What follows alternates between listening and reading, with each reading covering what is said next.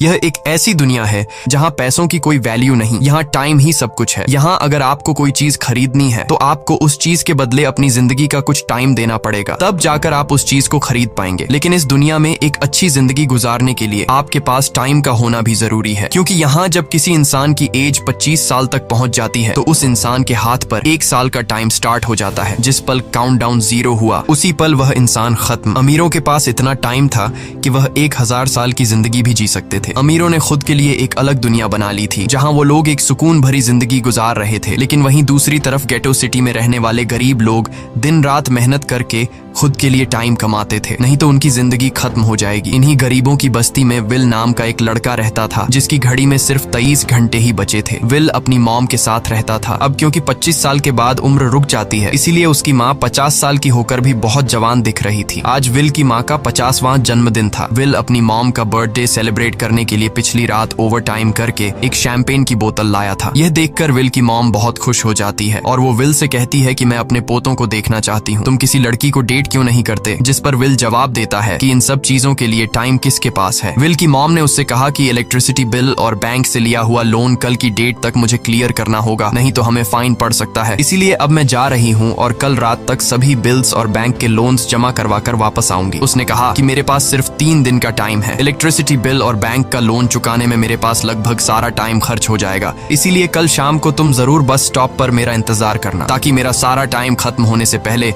मैं तुमसे कुछ टाइम ले सकूं। इस पर विल ने कहा ठीक है, मैं टाइम पर पहुंच जाऊंगा। जाने से पहले विल की माँ विल के हाथ को छूकर उसकी बॉडी में 30 मिनट ट्रांसफर करती है ताकि विल अच्छा नाश्ता खरीद कर खा सके। इसके बाद दोनों अपने अपने काम पर निकल गए। रास्ते में विल के पास एक छोटी बच्ची आती है। वो विल को एक कैप्सूल देकर विल से उसका थोड़ा सा टाइम मांगती है। विल मुस्कुराते हुए उस छोटी बच्ची को कैप्सूल में अपनी जिंदगी का 5 मिनट का टाइम दे देता है और वह चली जाती है। यहाँ हमें पता चलता है कि यह लोग अपने टाइम को एक कैप्सूल में स्टोर भी कर सकते हैं, जिससे यह लोग कभी भी यूज और ट्रांसफर कर सकते हैं। इसके बाद विल काम के लिए फैक्ट्री पहुंच जाता है। काम शुरू करने से पहले वह कॉफी लेने जाता है, लेकिन वहां वह देखता है कि हर एक चीज का दाम डबल हो गया है। जहां पहले कॉफी 2 मिनट की मिलती थी, अब उसका प्राइस डबल होकर 4 मिनट हो चुका है। यहाँ पर कभी भी किसी चीज का भी दाम बढ़ा दिया जाता है बिना किसी अनाउंसमेंट के। ये बात विल को बहुत बुरी लगती है। मजबूरी में विल ने भी कॉफी के लिए अपनी जिंदगी के 4 मिनट पे किए और काम पर लग गया। दिन भर के काम के बाद रात के वक्त विल अपने दोस्त के साथ एक बार में जाता है। विल का दोस्त 1 नंबर का शराबी था। वह हर वक्त शराब के नशे में टली रहता। विल का दोस्त विल को इशारे में बताता है कि वह आदमी सबको फ्री में दारू पिला रहा है और उसके पास बहुत ज्यादा टाइम है। ये सुनकर विल ने जब उस आदमी की तरफ देखा तो उसे चारों तरफ से लड़कियों ने घेरा हुआ था। विल की जब उस आदमी की घड़ी पर नजर गई तो उस आदमी के पास 116 साल का टाइम था। यह देखकर विल समझ जाता है कि यह आदमी ग्रीनिच सिटी से है, क्योंकि गेटो सिटी में लोगों के पास ज्यादा से ज्यादा 2 दिन का टाइम होता है। विल उस आदमी के पास आया और उसे वार्न करने लगा कि यहाँ पर तुम्हें नहीं होना चाहिए था। यहाँ चोरों का खतरा है, ये लोग तुम्हें मारकर तुम्हारा टाइम चुरा लेंगे, इसलिए जल्दी से यहाँ से निकल जाओ। लेकिन वो आदमी विल की बातों को सीरियस नहीं लेता और उसे इग्नोर करके ड्रिंक करने लग जाता है। तभी उस बार में फोर्टिस नाम का एक गैंगस्टर अपने ग्रुप के साथ आया, जिसे देखकर सारे लोग बाहर निकल भागे। दरअसल यह शहर के सबसे बड़े गुंडे हैं जो लोगों से जबरदस्ती टाइम चुराते हैं। विल का दोस्त विल को पकड़कर ले जाने लगा, लेकिन विल ने जाने से इनकार कर दिया और वहां एक कोने में छिपकर सब कुछ देखने लगा। फोर्टिस उस अमीर आदमी से उसका सारा टाइम लूटने आया था। फोर्टिस उस अमीर आदमी को चैलेंज करता है कि चलो पंजा लड़ाते हैं और जो हारेगा वह अपना सारा टाइम जीतने वाले को दे देगा। ये टाइम फाइट आर्म रेसलिंग की तरह थी, जिसमें 2 लोगों को एक दूसरे की कलाई पकड़नी होती थी। जिस भी इंसान की कलाई नीचे होती थी उसका टाइम घटने लगता था और वो टाइम उस आदमी के हाथ में ट्रांसफर होने लगता था जिसकी कलाई ऊपर होती थी। इस तरह जीतने वाला इंसान सारा टाइम उस दूसरे आदमी से अपनी बॉडी में स्टोर करके उसे मार देता। फोर्टिस उस आदमी से कहता है क्या तुम इसके लिए तैयार हो? इस पर उस अमीर आदमी ने कहा कि मैंने बहुत ज्यादा ड्रिंक की हुई है, इसलिए मुझे कुछ टाइम चाहिए, उसके बाद मैं तुम्हारे चैलेंज के लिए तैयार हूँ। फोर्टिस कहता है कि ठीक है, ये तुम्हारी आखिरी ख्वाहिश है, जाओ मैं तुम्हें तैयार होने के लिए कुछ मिनट देता हूँ। फोर्टिस उसके साथ अपना एक आदमी भी भेज देता है ताकि यह भाग न सके। वो अमीर आदमी बाथरूम में आकर बहुत ज्यादा उल्टियां करने लग जाता है, क्योंकि उसे काफी चढ़ गई थी। इसलिए अगर वो इस हालत में फोर्टिस से पंजा लड़ता तो इस अमीर आदमी का हारना कंफर्म था। तभी विल वहां पर आ जाता है। वो फोर्टिस के आदमी को मारकर उस अमीर आदमी को अपने साथ उस जगह से बाहर निकाल लेता है और उसे फोर्टिस से बचाकर एक सेफ जगह पे ले आया। विल ने उस अमीर आदमी से कहा कि मैंने तुमसे कहा भी कि तुम्हारी जान को खतरा है, तुम जानबूझकर अपना टाइम क्यों बर्बाद कर रहे हो। वो आदमी विल को अपना नाम हेनरी बताता है और वो विल से पूछता है कि तुम्हारी उम्र कितनी है। विल ने बताया 28 साल। हेनरी ने कहा मेरी उम्र 105 साल है और अब मैं जिंदगी से थक चुका हूँ। मैंने अपनी लाइफ में हर एक चीज का मजा लिया है और अब मुझे इस जिंदगी की जरूरत नहीं है, मैं जीना नहीं चाहता। ये सुनकर विल ने हैरानी से पूछा आखिर तुम कहना क्या चाहते हो। इस पर हेनरी ने कहा लगता है तुम अब तक हकीकत से अनजान हो। क्या तुमने कभी सोचा है कि इस दुनिया में अलग अलग टाइम जोन्स क्यों बनाए गए हैं?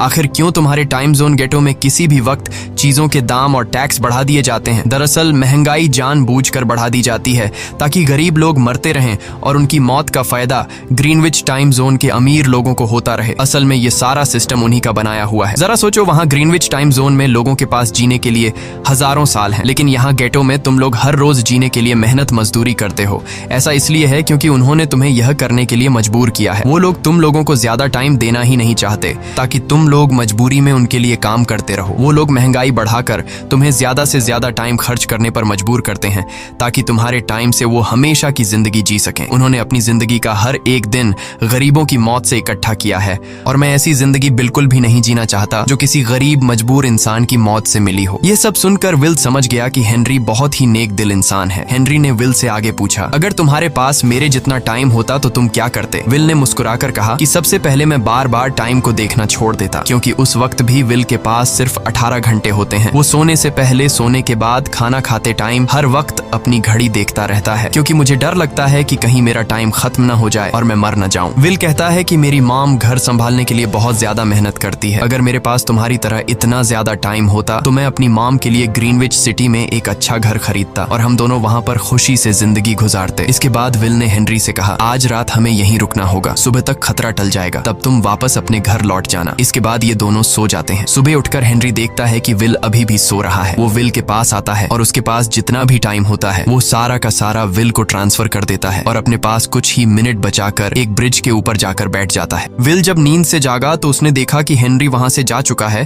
तभी हमेशा की तरह नींद से जागने के बाद विल ने अपनी घड़ी में नजर डाली। विल की घड़ी में 116 साल ऐड हो चुके थे। यह देखकर उसकी आंखें खुली की खुली रह गईं। उसे लगा कि वो अभी भी नींद में है और सपना देख रहा है। इसी दौरान विल की नजर विंडो पर पड़ी जिस पर लिखा था मेरा टाइम बर्बाद मत करना। वो समझ जाता है कि हेनरी ने मुझे अपना सारा समय दे दिया है। तभी विल ने हेनरी को दूर एक ब्रिज के किनारे पर बैठे देखा। विल जल्दी से हेनरी की तरफ भागा, लेकिन अब बहुत देर हो चुकी थी क्योंकि हेनरी के पास अब बस कुछ ही सेकंड्स बचे थे और थोड़ी देर बाद वो एक झटके से मरकर ब्रिज से नीचे पानी में गिर गया। विल को हेनरी की मौत का बहुत ज्यादा दुख होता है। अब विल के पास 116 साल की जिंदगी थी और वो समझ जाता है कि अगर मैं यहाँ पर रहा तो लोग समझेंगे कि हेनरी को इसी ने मारा है। विल जल्दी से अपने दोस्त के पास जाता है। विल का दोस्त विल के हाथ में इतना सारा टाइम देखकर शॉक रह जाता है, जिसके बाद विल ने अपने दोस्त को दोस्ती की खातिर 10 साल का टाइम दिया। ये देखकर विल का दोस्त उसका दिल से शुक्रिया अदा करता है। विल कहता है कि यहाँ रहना मेरे लिए अब ठीक नहीं, क्योंकि इतने ज्यादा टाइम को देखते हुए मेरा टाइम छीनने के लिए कोई भी मुझे मार सकता है। अब मैं अपनी माँ के लिए ग्रीनविच सिटी में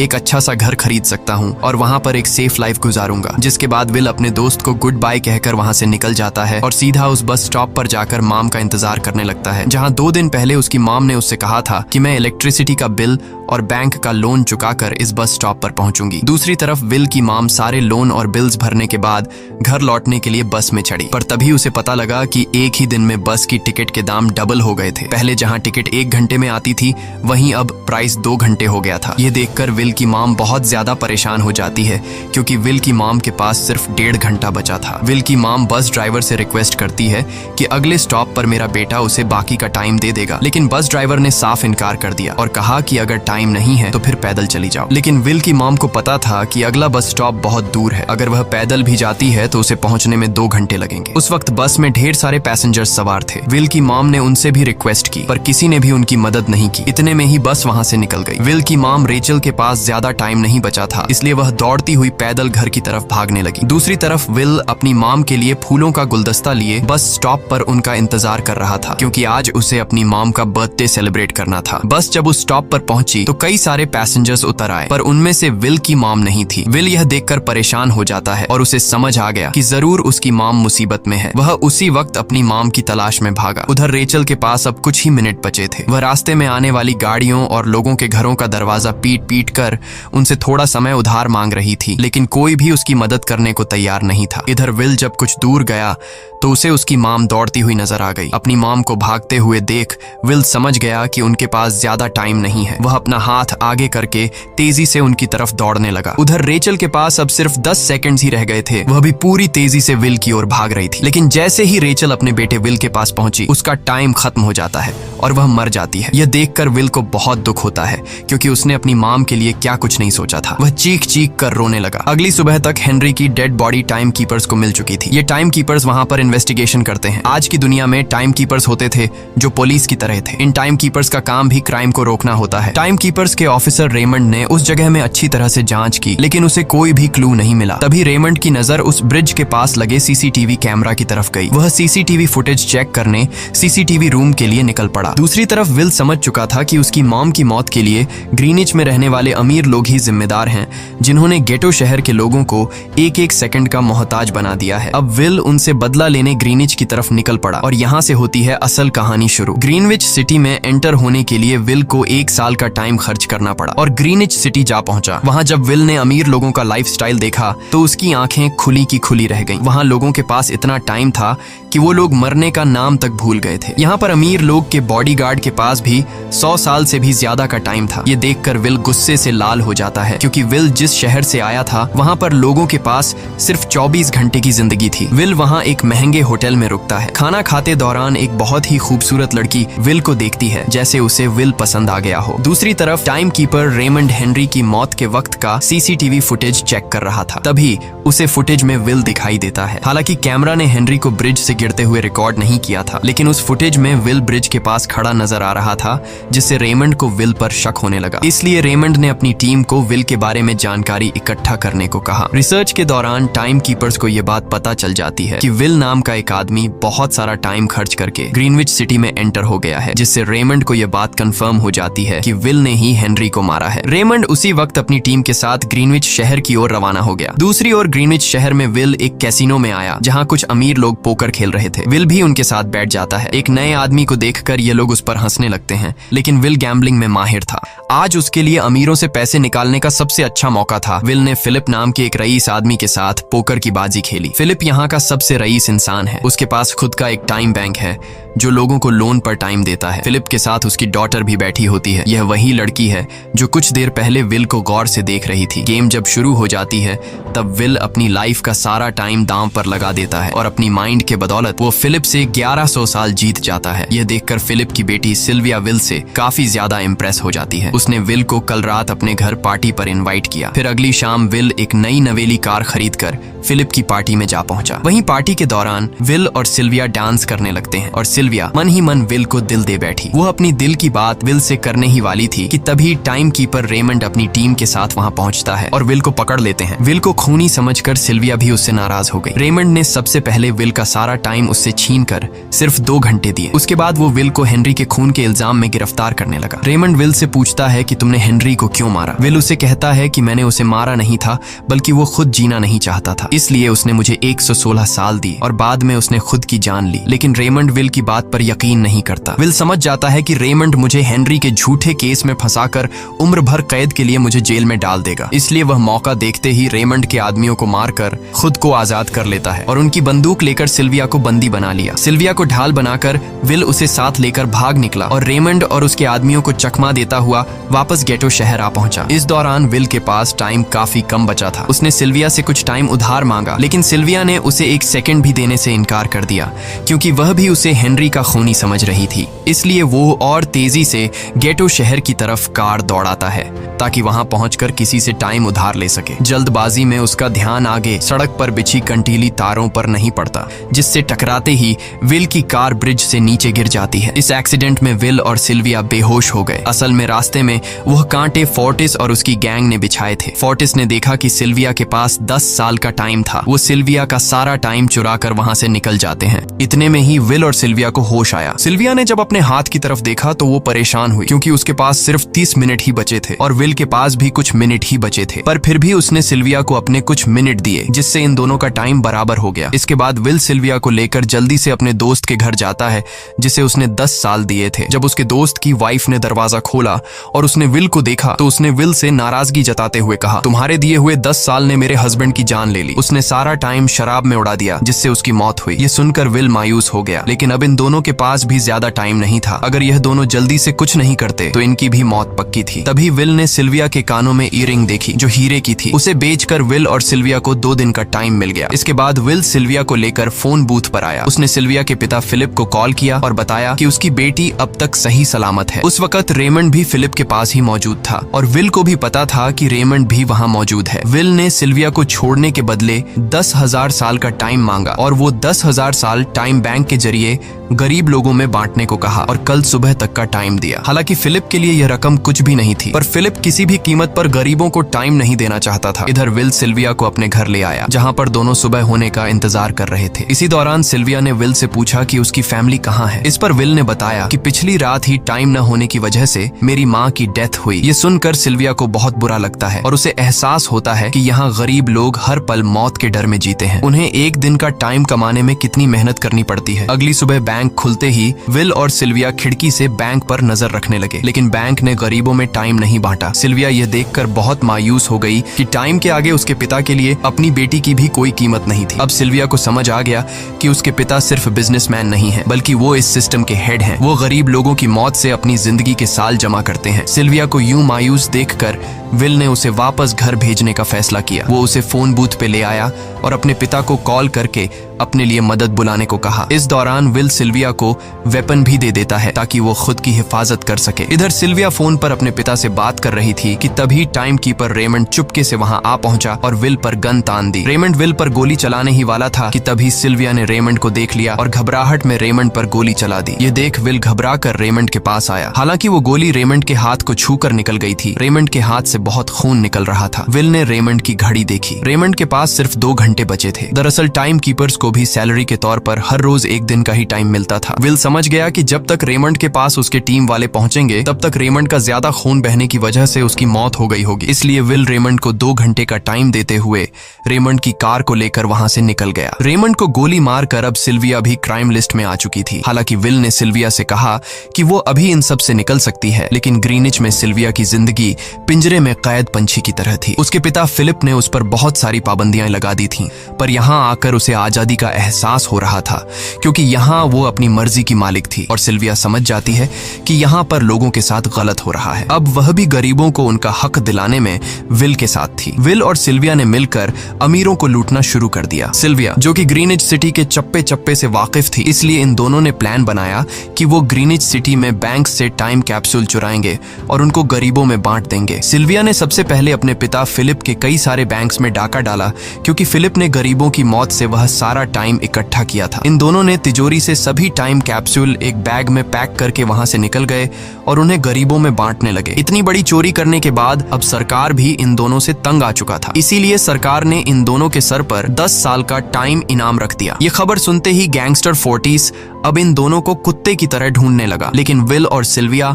हर रोज अपना ठिकाना बदलते रहते थे जिससे वो किसी के हाथ नहीं आते थे। यह दोनों एक होटल में छुपे हुए थे। इनके पास टाइम की कमी तो थी नहीं, इसलिए उन्होंने पूरे होटल को ही बुक कर लिया था। फोर्टिस इन दोनों की तलाश में उस होटल के बाहर आ पहुंचा। वहां उसने कुछ लोगों को पकड़कर उनसे विल और सिल्विया के बारे में पूछने लगा, लेकिन उन लोगों पर विल और सिल्विया के बहुत एहसानात थे, इसलिए ये लोग मरने के लिए तो तैयार थे, पर विल और सिल्विया का ठिकाना बताने के लिए तैयार नहीं थे। लेकिन जब फोर्टिस ने उन लोगों पर बहुत ज्यादा जोर जबरदस्ती की तो उनमें से एक बंदा मौत के डर से फोर्टिस को उस होटल के बारे में बता देता है जहां विल और सिल्विया छुपे हुए थे, जिसके बाद फोर्टिस फौरन अपनी गैंग के साथ वहां पर पहुंच जाता है और इन दोनों को पकड़ लेता है। अब विल और सिल्विया का उनसे बच पाना नामुमकिन था। फोर्टिस ने विल को एक टेबल पर बैठा दिया और उसे टाइम फाइट के लिए चैलेंज किया। विल समझ गया कि अगर मैंने चैलेंज से इनकार किया तो फोर्टिस के गैंग वाले लोग मुझे मार देंगे, इसलिए क्यों ना आज इसके साथ पंजा आजमाया जाए। फोर्टिस और विल ने एक दूसरे की कलाई पकड़ ली और मौत का खेल शुरू हुआ। फोर्टिस माहिर खिलाड़ी था, उसने शुरुआत में ही विल का हाथ नीचे कर दिया, जिससे विल का टाइम तेजी से फोर्टिस में ट्रांसफर होने लगा। लेकिन विल बिल्कुल जोर ही नहीं लगा रहा था, जैसे कि वो जानबूझकर हार रहा हो। पर जैसे ही विल के पास अपनी लाइफ के 3 से 4 सेकंड बचे, तभी विल ने अपनी पावर दिखाई और एक झटके से फोर्टिस का हाथ नीचे कर दिया। फोर्टिस की आंखें खुली की खुली रह गईं। वो पूरा जोर लगाकर अपना हाथ ऊपर करने की कोशिश कर रहा था, लेकिन विल की ताकत के आगे वो ढीला पड़ चुका था। ये देख फोर्टिस के आदमियों का ध्यान फोर्टिस की घड़ी पर अटक गया। अब उनका बॉस मरने वाला था। इतने में ही मौका पाकर विल ने अपने जूते से गन निकाली और पलक झपकते ही फोर्टिस के सारे आदमियों को शूट कर दिया, क्योंकि अगर वो ऐसा नहीं करता तो वो लोग उसे मार देते। इसी के साथ फोर्टिस का टाइम 0 हो गया और वह भी मारा गया। विल और सिल्विया जल्दी से वहां से भाग निकले। इसी दौरान उन्होंने देखा कि अमीरों ने सारा खेल पलट दिया था। विल और सिल्विया ने गरीबों में जितना भी टाइम बांटा था उसकी वैल्यू अब कुछ भी नहीं रही थी, क्योंकि अमीरों ने महंगाई के दर को कई गुना बढ़ा दिया था। यह देख विल हारा हुआ महसूस करने लगा और उसे लगा कि मैं कभी भी इन गरीबों को उनका हक नहीं दिला सकूंगा। उसने सिल्विया से कहा कि अब सब खत्म हो चुका है। अगर वो लोगों में 1000 साल भी बांट दें तो अमीर लोग महंगाई को और ज्यादा बढ़ा देंगे, जिससे लोगों की हालत कभी नहीं सुधर पाएगी। सिल्विया ने कहा कि कोई तो रास्ता होगा। इस पर विल ने कहा कि हमें लाखों साल चुराकर इन लोगों को देने होंगे, तब जाकर हम लोग महंगाई को कंट्रोल कर सकते हैं। हालांकि यह इतना आसान नहीं था, पर सिल्विया ने इसके लिए एक प्लान सोच रखा था। अगली ही सुबह जब फिलिप अपने बॉडीगार्ड्स के साथ ऑफिस पहुंचा, तभी सिल्विया वहां आई और उसने अपने पिता से कहा कि वो सरेंडर करना चाहती है। तब सारे गार्ड्स ने सिल्विया पर गन तान दी, लेकिन तभी वहां पीछे से गार्ड के बेस में छिपा विल वहां आ पहुंचा। उसने फिलिप के सर पर गन रखी और उसके जरिए लॉकर का दरवाजा खुलवाया। विल और सिल्विया ने फिलिप के लॉकर से एक टाइम कैप्सूल चुरा लिया, जिसमें 10 लाख साल का टाइम मौजूद था। इस टाइम कैप्सूल का एक एक साल गरीबों की ही मौत से आया था। विल और सिल्विया वह टाइम कैप्सूल लेकर भाग जाते हैं। इधर रेमंड को जब यह बात पता चली तो वह फौरन विल और सिल्विया के पीछे लग गया। जब रेमंड ने अपने हाथ पर घड़ी को देखा तो उसके पास 1 घंटे से भी कम टाइम बचा हुआ था। वह हेडक्वार्टर कॉल करके कहता है कि मुझे मेरी सैलरी कैप्सूल में भेज दो, मेरे पास टाइम कम है। लेकिन इससे पहले कि वह अपनी बॉडी में कैप्सूल से टाइम ट्रांसफर कर पाता, उसे विल की कार दिख जाती है और वह कैप्सूल से अपनी बॉडी में बिना टाइम ट्रांसफर किए उनके पीछे लग जाता है, क्योंकि अगर वो 10 लाख साल गरीबों को मिल जाते तो गेटो टाइम जोन का हर एक इंसान अमर हो जाता और अमीरों का बनाया पूरा सिस्टम तहस नहस हो जाता। रेमंड ने विल और सिल्विया को पकड़ने के लिए अपनी पूरी जी जान लगा दी, लेकिन वो उन्हें रोक नहीं पाया। विल और सिल्विया रेमंड को चकमा देकर गेटो शहर आ गए और वह टाइम कैप्सूल एक बच्ची के हाथों में सौंप दिया। उन्हें पता था कि रेमंड सीधा हमारे पीछे गीटो शहर पहुंचेगा, इसलिए उन्होंने इस जगह को छोड़कर एक सुनसान जगह पर चले गए। उधर उन्होंने गीटो शहर के लोगों में लाखों साल बांटकर उन्हें अमर कर दिया था, लेकिन खुद इन दोनों के पास बहुत ही कम टाइम बच जाता है। बदकिस्मती से उसी पल रेमंड ने उन्हें पकड़ लिया। रेमंड ने विल को धमकी देते हुए कहा, अगर तुम्हें अपनी जान प्यारी है तो चुराया हुआ सारा टाइम वापस कर दो। तब विल ने उसे अपनी घड़ी का समय दिखाया। विल और सिल्विया के पास कुछ ही मिनट बचे थे। विल ने रेमंड से कहा, कहीं तुम भूल तो नहीं गए? याद है जब तुम मरने वाले थे तो मैंने तुम्हें कुछ टाइम उधार दिया था। टाइम तो तुम्हें मुझे वापस करना चाहिए। यह सुनकर रेमंड को याद आया कि विल और सिल्विया को पकड़ने की जल्दी में उसने अपने टाइम पर ध्यान ही नहीं दिया। जब उसने अपनी घड़ी पर नजर डाली तो उसके पास सिर्फ 5 सेकंड ही बचे थे, जो देखते ही देखते 0 हो गए और रेमंड मारा गया। विल और सिल्विया रेमंड से तो बच गए थे, पर इन दोनों के पास भी अब सिर्फ एक मिनट ही बचा था। ऊपर से उस सुनसान इलाके में उनकी मदद करने वाला भी अब कोई नहीं था। उन्हें अपनी मौत साफ नजर आ रही थी। इन दोनों ने मायूस होकर एक दूसरे को गले लगाया और तभी विल को रेमंड की कार नजर आई। विल फौरन कार की तरफ भागा और वहां पहुंचकर उसने रेमंड की सैलरी का टाइम अपनी घड़ी में ट्रांसफर कर दिया। इसके बाद वह सिल्विया को भी टाइम देने उसकी ओर भागने लगा। सिल्विया भी तेजी से विल की ओर दौड़ रही थी। सिल्विया के पास कुछ ही सेकंड्स बचे हुए थे। यह बिल्कुल उसी तरह का पल था जिस तरह से विल ने अपनी मॉम को खोया था। विल ने अपनी मॉम को तो खो दिया था, पर सिल्विया को नहीं खोना चाहता था। विल सिल्विया के बिल्कुल करीब ही था, पर तभी सिल्विया विल की बाहों में गिर पड़ी। लकीली विल ने सही वक्त पर सिल्विया का हाथ थाम लिया था, जिससे उसकी जान बच गई। विल और सिल्विया की बदौलत अब डेटन शहर के सारे लोग अमर हो चुके थे। अब उन्हें 1-1 घंटे कमाने के लिए फैक्ट्रीज में काम करने की जरूरत नहीं थी। वह सभी अपने सपनों को पूरा करने ग्रीनिच शहर की ओर निकल पड़े, जिससे अमीरों का बनाया सारा सिस्टम फेल हो गया। वहीं इसी के साथ यह कहानी खत्म हो जाती है। अगर आपको वीडियो अच्छी लगी हो तो हमारे चैनल को सब्सक्राइब और वीडियो को लाइक जरूर कीजिएगा।